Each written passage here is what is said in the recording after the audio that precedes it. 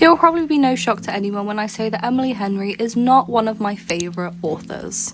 But she is a favourite author for many of the YouTubers that I watch. I thought maybe I'm missing something, maybe there's something that I'm not seeing, so I'm going to give her books one last go with Funny Story. Hi, I'm Liv, and today I'm giving Emily Henry one last chance. This is the third try with Emily Henry, and I'm going to give her one last go, and then I'm done if I don't like her books. So previously I did read Happy Place, which I ended up giving like a 3-star or a 2-star. Really did not like that book. I thought it dragged, and I thought the writing was very, not amateur, but I thought the writing was very meh. It didn't interest me. I thought the storyline was okay, but I didn't like the pacing or the side characters. I really didn't enjoy the book, basically. So I decided to read one more book, which I have picked Funny Story. This is a book that came out last year in 2024, I believe, and I never read it. I got it in literally July of last year, and I thought I'd give it a go. This book is about Daphne and Miles, who have to move in together, basically. So Daphne was engaged to somebody called Peter. Now, Peter had a girl best friend called Petra, and she'd always been somebody that Daphne was a bit jealous of and always felt a bit wary of. And one night when Peter gets home, he tells her that he is in love with Petra and he is leaving Daphne, and Daphne has to find somewhere new to live, and she has to move out of their place that they live together and has to really figure out what she's going to do. And basically this guy has uprooted her life. They've been together for years, and it's like, what the hell? And they were engaged, set to get married and everything, and he has just thrown everything out the window for her. She ends up moving in with Miles, who is Petra's ex-boyfriend. So, you know, you can see it's a very messy situation. So they moved in together, and they get an invite from the pair of them saying, you're invited to our wedding. So Miles and Daphne decide to go together and do a fake dating situation where they pretend that they are together to get on Petra and Peter's nerves. I did like the concept of this book, which is why I picked it up, and afterwards I was like, oh, it's an Emily Henry book, I'm not too sure if I'll enjoy it, but I still picked it up because it was in the works, and I was like, you know, I'm gonna give it a go. It was only £9, so I thought I'm gonna try it. I have read 50 pages. I read 50 pages of this book last night, and I'm enjoying it. I know, shock horror, I'm actually enjoying this book. It's crazy. I am currently at chapter 6, and so far the things I'm liking about this book are we've really just been thrown into the story. I like that. We've not really seen anything to do with Peter and Daphne's like relationship in the past. We've not been like eased into the storyline of Miles and Daphne living together. Literally chapter 1, Miles and Daphne are together, like in a flat. They live together, basically. Stuff on the blurb is kind of like saying this has happened in the past, and that's as much as we get to know about the past. Like, it's not really shown in this book. I did see Peter telling Daphne that he was in love with Petra, and that whole scene, I was raging at him. I really hated his character. I'm still hating his character. I think he's such a character that has like so many red flags. Like, he tries to act like a nice guy, but he is really just an arse and an egotistical, arrogant guy who thinks he is the shit. He's not, obviously, because he's a guy. We've also seen where Miles and Daphne are trying to come to terms with the fact that the people they thought they were going to spend their lives with have just up and left them, and they've not really done anything for these two to leave them in this way, and they feel awful. They're still mourning their relationship. I mean, Daphne was set to get married, so she's really like struggling to deal with this. We did see a interaction between the two of them where they have this banter, basically.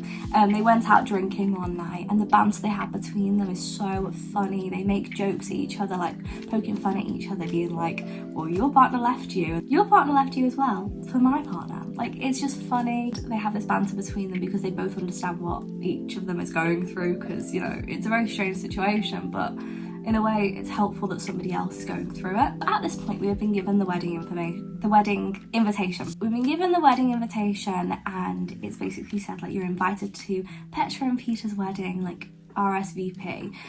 So they have RSVP'd whilst drunk, and we have had a phone call from Peter who's been like, you don't have to come, you know, like, you know, don't feel like you have to. I don't want you to be like sat alone at a table watching us get married. Like, He is so like arrogant and up his own arse. Like, I can't deal with him, he's so irritating. So Daphne's kind of been like, no, I want to get my own back at him, and I want to show him what he's missing, which I love about Daphne. I think she's very like, she wants to show people that, you know, she can do things. Like, you know, she's not going to sit there and let him walk all over her and wallow forever. I'm trying to get to chapter, I don't know where I want to get to today. Maybe chapter 19, like to get around page 200 potentially.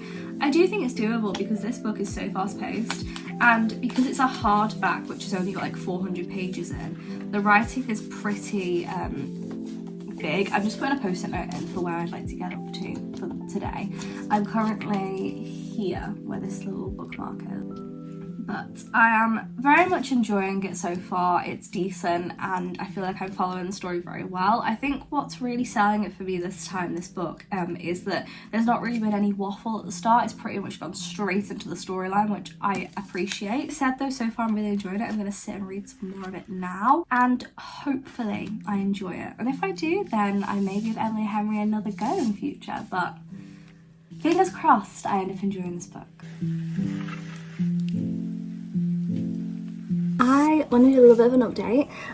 It's currently Tuesday, so I don't remember when I updated you last, but I've read a good chunk. I'm about page 150-ish, maybe 160, and I am enjoying it. I know, I'm enjoying it. So far, I feel like Miles is just such a good character, and I just think he is a really nice person, and I definitely love that in him. I think he's really sweet. I think he's very good at being a friend, as well as like being somebody who could potentially become the romantic interest, because we've not really had loads happen in between.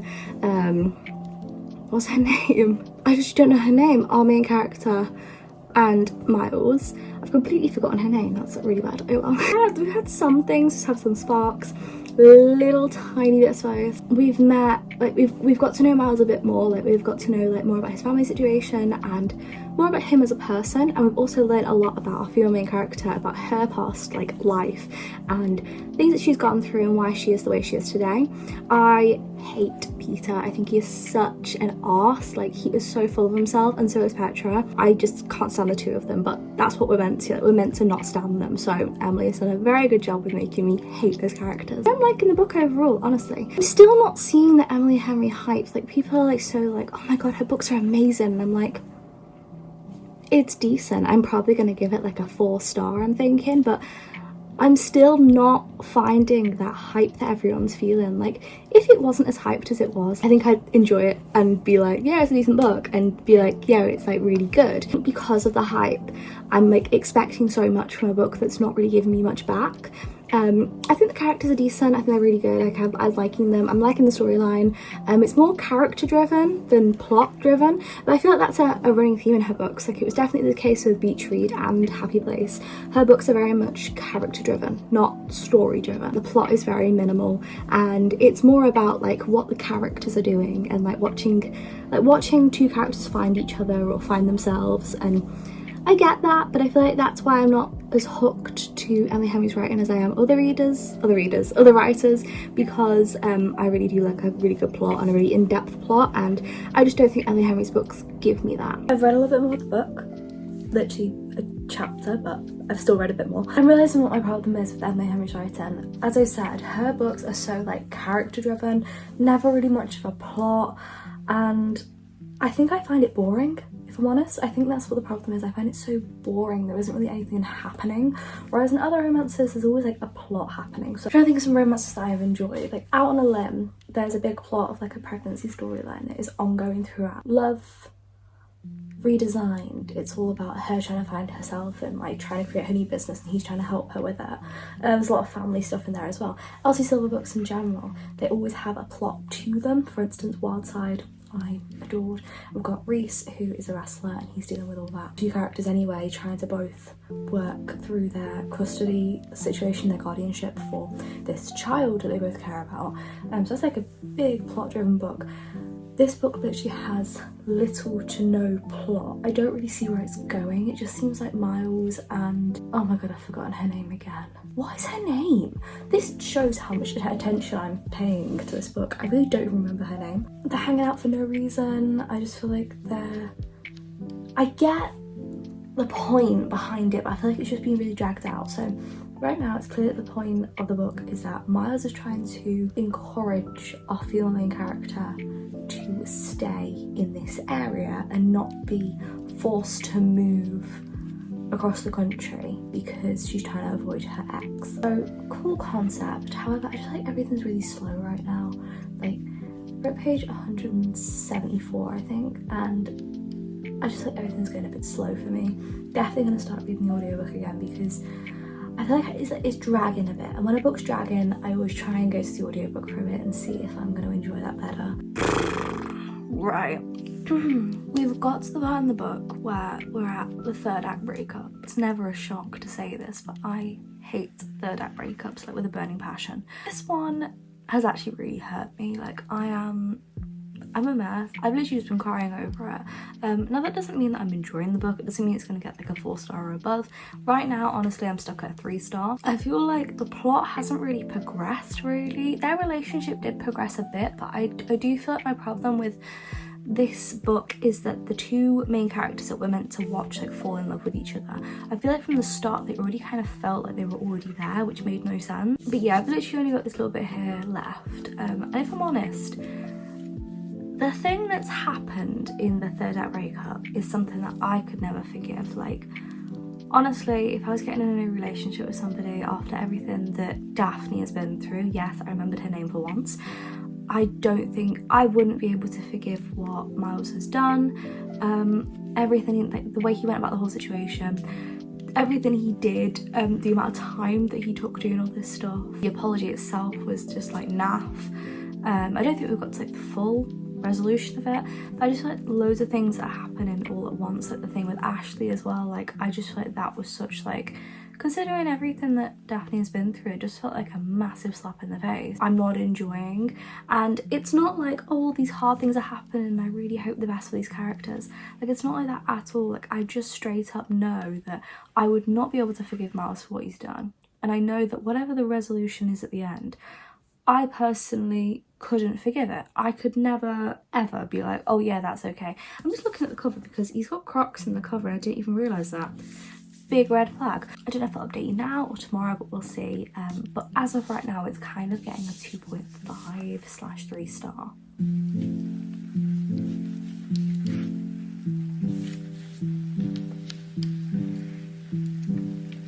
Oh dearie me. I have finished the book. You probably saw from my rating, I gave it a 2.5 star. When I said this was my last time reading Emily Henry unless I really enjoyed it, I really meant that. Like, I gave this book a 2.5 star. I'm really far away from the camera. Let's come a bit closer. I gave this a 2.5 star, and this is my final Emily Henry book ever. I'm not reading her stuff ever again.